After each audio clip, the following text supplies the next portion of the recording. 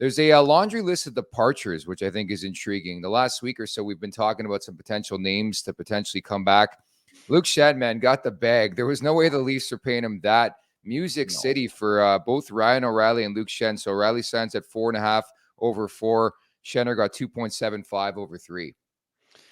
Yeah, they sure got paid, didn't they? I mean, I don't think we can give either of those guys that, obviously, or they'd probably be here. But definitely some deletions on our roster here, and we're looking for additions. And so far, Treliving hasn't been able to make that happen, or hasn't been willing to. So we'll see where this roster, rounds out in the next few days, maybe weeks. It'll be hard to say, but obviously not able to pay Schenner, 3 times the money that he was making the last couple of years, and went a different direction with Ryan O'Reilly as well. So, I mean, ultimately good for them. Congrats. But what you got to do is think to yourself, okay, well, the Leafs roster is significantly worse right now than it was when they lost out to the Florida Panthers in the second round.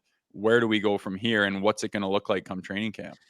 Rosie, the fascinating thing to me regarding Ryan O'Reilly from, I think it was a Darren Dreger tweet or an insider for sure, saying that Ryan O'Reilly, the term and the money were there for him in Toronto. He chose to leave Toronto, which I think is a bit stunning, especially when he's going to the Nashville Predators. Having said that, a tax-free state, right? So he's getting more with them.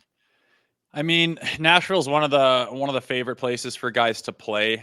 There's so many positives to being there. Yeah, the tax free, the money's good. It's cheaper living than it is up here.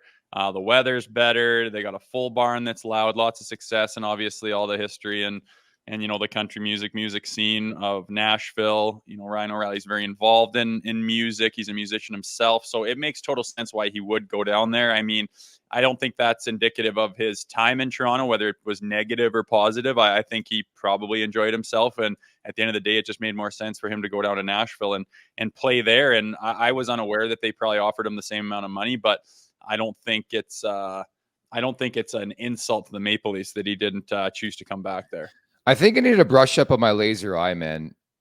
Justin Hall got 3 years and $3.4 million per season with Detroit. Are we missing something on this guy, honestly? Because again, this is now not just a Leafs thing; it's a league-wide thing. And this is no disrespect to Justin Hall. Good on him.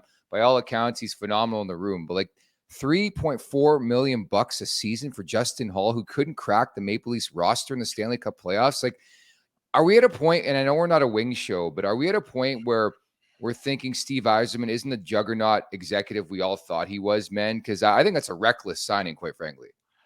I was thinking it was fake when I saw it. My buddy just texted me while we were on the free agent show, and I was like, I don't know if I should say this on air because it could just be like a laughable thing, but like I saw Hall and $10 million beside his name, and I was just like, I Good just for don't his understand. agent. I was wondering if he was going. What's that? Good for his agent. Good for his agent is right. Good for him. Like freaking take the bag and run. Like solidified himself big time. I just don't see how. I mean, there's so many defensemen in the minors who are just kind of on the cusp of being good enough to play in the NHL, but the mistakes and the hiccups are too much. And he's like almost one of them. And then he just cracks off a monster contract after, like you say, being kind of like shooed out of Toronto. It's shocking. I don't understand it, but good for him. The only answer I have is that he's a right-handed shooting defenseman, and they're so hard to find. Like, that's all I can say. I guess it has to be, but like, who else is out there for that money? And how can you not lock him up for 1.8 or $2 million? Like, how are you not able to get him for that? What were his options? Did he have options and was using leverage? Like, it seems crazy because like, what is he's a big body that doesn't even use it. Right-handed defenseman. Okay, that's valuable, but like, that's it. That just gets you that in the NHL. I'm still lost. It shows you the market, right? Because Radko Gudas, who is another right-handed shooting defenseman who actually plays heavy, got $4 million per season over 3 with the Anaheim Ducks. So there's your answer. That's a big ticket right there for sure. Yeah, man. He's he's kind of made himself that wrecking ball. He's got some notoriety around the league. Now he's gone deep in the playoffs, and his run with Tampa was always obviously valuable, and the guy's made a name for himself, and he got the bag here too, and they wanted a guy like him, and they got him. So I guess that affects it a little bit. I still don't see the similarities to Hull, but good on him. And yeah, another big big ticket signing there with Gudis too, and he's going to the West Coast. 3 times 3.4 for Justin Hall. And again, the last one as we have this conversation, Michael Bunting signs with the Carolina Hurricanes 3 at 4.5 per season for him. So effectively, he gets as much AAV as Ryan O'Reilly. But again, it's important to factor in tax-free in Tennessee for Ryan O'Reilly. But Michael Bunting with the Carolina Hurricanes, I can't wait for the return. And that's the prototypical type player that they're looking for there. Like, they love having depth. I think the one thing they're lacking in Carolina is like that bona fide superstar. I thought a guy like Mitch Marner makes a lot of sense there, Willie Nylander, but it's quite clear the Leafs are not going to make a blockbuster trade here. Not to be disappointed or anything. I think it's way too early in the offseason to give like a grade on Brad Treliving's first offseason with this team. But Michael Bunting to the Carolina Hurricanes, Rosie. Yeah, he's going there. I mean, they're making moves there in Carolina. They look pretty darn solid and, like you say, deep, but I think they're lacking, with that big stud superstar. And I don't know if they're going to have room on their cap to do something like that without shaking it up a fair bit. But yeah, I mean, again, with Bunting, I understood his upside. I like his versatility. To be able to move throughout the lineup, play with big boys, play a different role. And he kind of did that this year and accepted it to a certain extent. But I just didn't like how he didn't understand the role, didn't really know how to play the role. Like, you want to go out there, be a Corey Perry, who's just constantly, disrupting the other team, drawing penalties, getting on the power play. You get into the game like that with your mojo when you're playing on the edge, and it just translates to having plays being made, scoring goals, putting up points, just being in the mix of everything. And he's trying to do that, but he was doing it with like diving and yelling at the ref and snapping his stick over the boards all the time, which I don't mind by any means, but it's just like that was like his MO on playing that way. And then, the suspension in the playoffs was just like, it's just so hard to watch. Like, what are you doing, man? Like, what's going through your head? And I don't want to be too hard on a guy who's trying to take it an extra step and who's trying to be physical and trying to be in the mix and be a hated player, but he went about it the wrong way, and it caused him a lot more harm than good. Take nothing away from Sheldon Keefe, but I do think it's a really, really good fit, Rod Brindamore, right? Somebody who will rein you in. And if you make a mistake or you do something stupid, you're not going to play, right? There's so much depth in that Carolina roster, and I think that's such an intriguing fit, Michael Bunting going to that team.